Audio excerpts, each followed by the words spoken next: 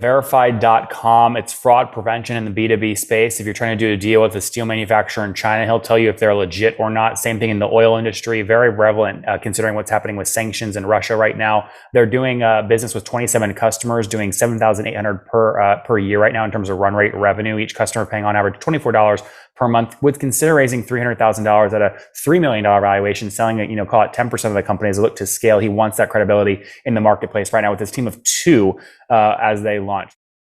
Hey folks, my guest today is Farhan Afsahi. He's a 22-year-old, started his first startup when he was 18, which is a hybrid of Zoom and Moodle. It was called EdPex. That now he's working on building a web hosting startup called XGrid. And he did that. In the meantime, he learned a lot about design and software development, now working on Verified for the last 10 months. That's VERIFIET.com. Farhan, you ready to take us to the top? Yeah, sure. All right. What is Verified? So Verified basically, it's like Stripe, but for verification. We provide verification APIs for B2B companies that want to learn more about other companies they want to work with and get company information like company status, registration date, and other data that they might need to verify the legitimacy of the company they want to work with. So basically, we're building this service for enterprise type customers because of the regulatory requirement that they need to abide with, but that was set forth by the governments. And yeah, that's basically it. And Farhan, what's your unique mousetrap here? There's a lot of companies that sell data on other companies: ZoomInfo, Bombora, Cognizant. There's a lot of them, Clearbit. What's the unique piece of data that you get that nobody else gets or other people have a hard time getting? So they're not a verification and fraud detection company. So we're focusing on fraud prevention mostly and verification part of the job.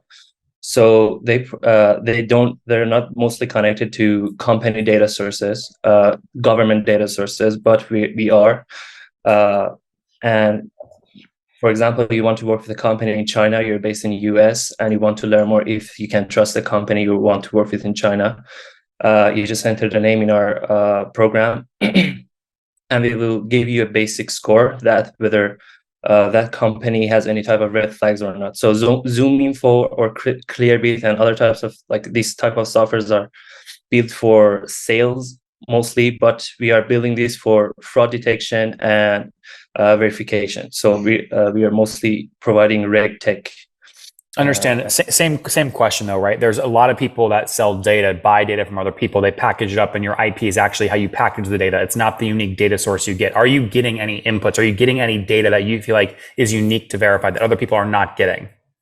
So the problem right now, for example, in RegTech is that most of the verifications take too long. And also, for example, data implementation takes a lot of time, for example, for enterprises to have real-time information. So getting real-time information about a company that was registered yesterday is a bit hard. And at the same time, current fraud prevention companies are focusing on e-commerce fraud. But our main focus is on B2B fraud. So we get right now we have access to over 300 data sources. Farhan, what's an example of B2B fraud? So for example, an example of B2B fraud is that you want to verify a company in China. You want to buy some steel, for example, from a manufacturer in China. There are some vendors involved in the process, and you want to check if those companies are registered correctly, if they are not impersonated by some type of scammers or fraudsters, if they're not in any kind of sanctions list or money laundering list. So basically, it's part of a due diligence that you're going to do. We're providing that due diligence for you. And yeah, so for example, one of the things that we've prevented is B2B impersonation fraud. For example, right now in the oil industry, because of the Russian-Ukraine war, there's a lot of fraudulent activities happening that companies in Ukraine, Russia, and UAE, Turkey, all of countries like these in these regions are for example, copying the data from a US company and impersonating them as a seller or as a buyer. and catching this type of impersonation is a bit hard for a normal person I or see. even. Oh, what's going on there, YouTube? Good to see you guys. Now imagine this. You love watching these interviews with SaaS founders, but imagine if we took all of the valuation data out from over 2,807 interviews I've done manually. Saves you a lot of time. Well, we've done this. We've built it into the beautiful interface inside of FounderPath. Check this out. I'll show you how you can access this in a second, but you log in, you connect your Stripe account, you see your valuation real time, you can see what it changed over the past 88 days, and even set goals for valuation this year. Now, the secret to valuation is there's many different ways to value a SaaS business. So the reason you're going to see 3 or 4 different valuations inside of your FounderPath dashboard, this is all free by the way, is because depending on who's doing the buying of your SaaS company, you're going to get a different valuation. A VC is going to pay a different valuation. Private equity firm is different. If you're going to do a minority sale, that's different. And if you sell the whole business, that's a different valuation. You can see all those when I hover over here. Right, so the teal is what a VC would pay, yellow is what private equity, and red is if you sold the whole thing outright. Now, what's cool about this is not built off random data. Again, you guys hear these interviews on YouTube. All these data are built from real-time valuation data points founders share with us on the show. So traction, 1.2 million, seed round, 3.7 raise, they sold 22% of their business. Go in here and filter by the event. Maybe you only want to see companies that have sold the whole business. Well, here are a bunch that have been acquired, the valuation and the multiple. Maybe you're going out right now and you're raising your seed round. Well, go in here and look at all this recent seed deals that went down, what they raised, what valuation they raised at, and what percent that they sold. There's never been a larger data set of SaaS valuations than what you can get now inside of FounderPath, and we're thrilled to bring it to you. All right, we're going to go back to the YouTube video here in a second, but if you want to check this tool out, if you want to jump in and sign up, you can check it out for free to get your valuation at this link, founderpath.com/products/valuations. Or if you go to founderpath.com and hover over products, click on get your valuation here and go ahead and sign up to give it a whirl. Again, all that valuation data live right inside the platform. I hope to see you there. All right, let's jump back into the interview. So Farhan, tell me your pricing strategy. What do customers pay on average per month to use your technology? So right now, because we're building like APIs mostly, we will charge them per call, API per call. And also right now on the website, we currently are mostly providing our services to SMBs, but that was before we're launching our public APIs. But from now on, our main focus is going to be on mostly developers and enterprises. And Farhan, today though, what's the average customer pay you per month? About $50 to $100 per month. Okay, got it. And I guess tell me the story of your first customer. When did you close them? About a month after I started to working on Verified. Which was when? About 9 months ago. Okay, so launched the company in 2022, got your first customer. Where did you find the first customer? He was a friend of my father. Ah, okay. Is your father in defense or security or fraud? No, he's in the logistics industry. Yeah. Interesting. Do you have any kind of cyber background or fraud detection background? Not much, no. Not much. Okay. Got it. So I guess that was your first customer. Fast forward to today, how many customers are you working with? So right now we have about 380 users. Out of those 380, about 27 are paying customers, and our ARR right now is at $7,800 per year. Yeah, that's great. Yeah, so 27 folks paying $75 a month would be about $2K in MRR. You just said $7,800 per year, but so maybe the ARPU is more like $50 and the MRR is more like $1,000. So you're doing $10,000 a year right now, something like that. Yeah. I see. 10,000. That's great. Well, congrats on getting this off the ground. Have you done it yourself or do you have a co-founder? Yeah, I have 2 other people working on this as well. We're working on building and launching every one of our APIs every day. Yeah. Were you guys were you nice at the beginning? You split equity evenly, or you took the majority? Yeah. No, evenly. Looking back now, you're a year in. Was that the right choice to do it evenly? Yeah. Look, normally I don't care about these things because these things always like just waits a lot of time. So we're going to put as much as output as we can. So let's just focus on building a product and getting more customers. So, I don't care about having 50% or like 33%. So yeah. You will if you sweat for 10 years and build it into a $1 billion company. But we still don't have a $1 billion company. So let's have a $1 billion company and then. Well, you can't change your equity split from 30 to 15 once you have $1 billion in revenue. Then it's much harder. Yeah, but like we're equals in this. Yeah. That makes sense. I'm just pushing you. Okay. This is great. Now, have you bootstrapped the company or did you raise capital? Bootstrap. Very cool. Any plans to raise or you want to stay bootstrapped? No. We have to raise, but not for like having money reasons. Because like right now we're working with government offices that provide like API service, their API services.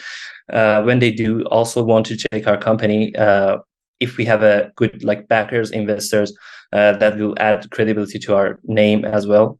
Mm-hmm. So that's one of the most things. As in the same time, to get more enterprise customers. Like for example, since 10 months ago, a lot of enterprises and like banks like Wells Fargo, Maybank, Cheaper Cash, like Corner Shop, which is a subsidiary of Uber, Shopify, have visited our website. Some of them scheduled a demo to see how they want to use our product. So, and they're eager to use it. So how much are you targeting Farhan to raise?